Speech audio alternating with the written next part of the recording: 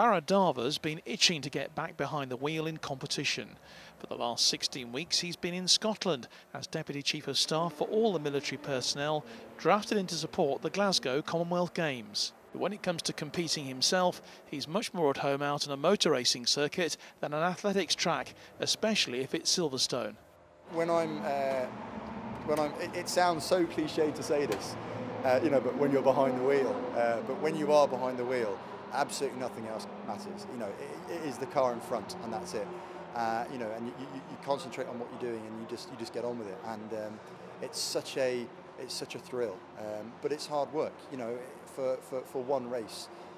For one race weekend where you have a qualifying session of 15-20 minutes and then two race sessions of about 15 minutes, which is about a total of 45 minutes of driving behind the wheel.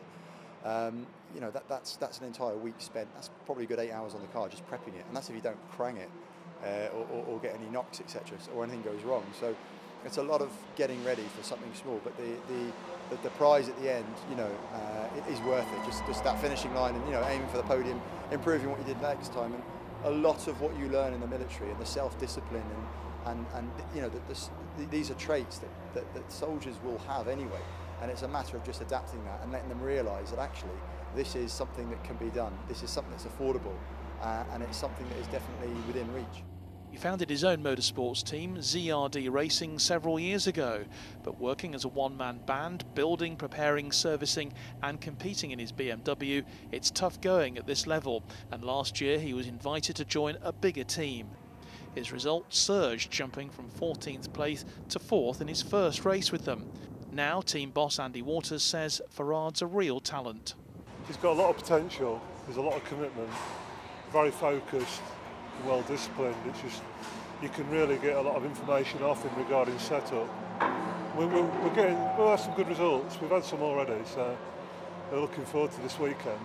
He admits motorsport isn't the cheapest of sports to get into, but argues it can be done on a budget, especially as help is available from the Army. At the end of the day, any hobby or anything you're passionate about can become expensive. Motorsport is probably definitely up there, but it's not as expensive as people think. I race in the BMW Compact Cup and on a recognised national championship, and the Army have been Army Motorsports is included on the fixtures list, so I can actually call this representational sport, which is brilliant. The Armed Forces Race Challenge, which also happens at the same time, this is about getting kids and soldiers into sport.